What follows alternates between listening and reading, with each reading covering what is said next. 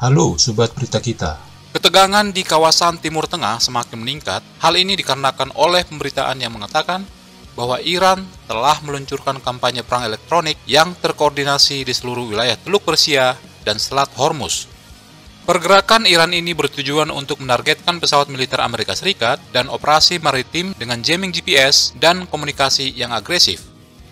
Langkah berbahaya Iran ini menandakan semakin besarnya kemampuan Teheran untuk menghadapi pasukan Amerika Serikat, tidak hanya menggunakan proksi-proksinya, tetapi Iran juga melakukan perlawanan melalui konfrontasi teknologi langsung di salah satu wilayah yang paling penting secara strategis di dunia. Menurut pejabat pertahanan dan intelijen Amerika Serikat, Iran telah mengaktifkan sistem jamming berbasis darat yang mampu mengganggu navigasi satelit dan mengganggu tautan komunikasi antara platform udara dan pusat komando. Aktivitas ini sudah mempengaruhi pesawat pengintai Angkatan Udara Amerika Serikat, termasuk pesawat intelijen sinyal RC-135 Rivet Joint, platform pengawasan darat E-8C Joint Stars, dan drone MQ-9 Reaper, yang semuanya sangat bergantung pada sinyal GPS yang tidak terputus dan tautan data yang aman untuk beroperasi secara efektif. Kabarnya pesawat Amerika Serikat baru-baru ini melaporkan fungsi GPS yang menurun saat melakukan misi pengintaian di atas teluk. Dalam beberapa kasus, gangguan ini telah memaksa pesawat untuk beralih ke mode navigasi cadangan atau mengubah pola penerbangan untuk menghindari ruang udara yang terkompromi. Pengacauan sistem navigasi ini juga mempengaruhi pesawat yang dikerahkan untuk memantau pergerakan militer Iran, termasuk melacak peluncuran rudal balistik potensial atau penempatan aset Angkatan Laut dalam Angkatan Laut Korps Pengawal Revolusi Islam atau IRGC.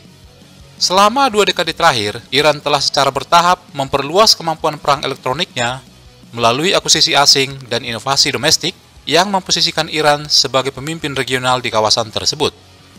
Iran juga telah mengembangkan berbagai sistem perang elektronik yang mampu mengganggu radar, saluran komunikasi, sinyal GPS, dan navigasi satelit yang digunakan oleh pasukan musuh.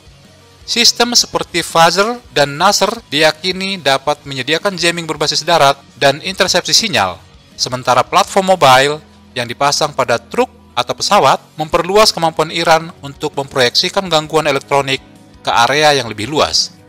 Iran juga mengklaim memiliki teknologi pemalsuan radar dan fusi cyber elektronik yang bertujuan untuk menipu atau menonaktifkan platform pengawasan musuh.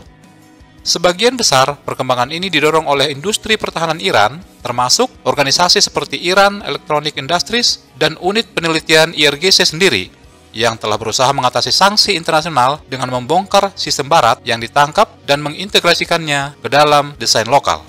Kemampuan ini telah memungkinkan Iran untuk menantang lawan yang secara teknologi lebih unggul melalui cara asimetris dan menjadikan perang elektronik sebagai pilar utama strategi pertahanan dan pencegahannya. Serangan elektronik Iran tampaknya dirancang tidak hanya untuk melindungi pasukan proksinya dari pembalasan Amerika Serikat, akan tetapi juga untuk menegaskan dominasi di domain elektromagnetik di seluruh wilayah di mana kontrol langit dan laut sangat penting untuk mobilitas strategis dan stabilitas ekonomi. Operasi penjamingan ini berpusat di sekitar titik transit kritis, terutama Selat Hormuz, di mana wilayah ini lebih dari 20% pasokan minyak dunia mengalir setiap hari. Mengganggu sinyal GPS di area ini menimbulkan risiko keselamatan yang signifikan bagi kapal militer dan sipil, dengan potensi kegagalan navigasi, tabrakan, atau kesalahpahaman di perairan yang padat.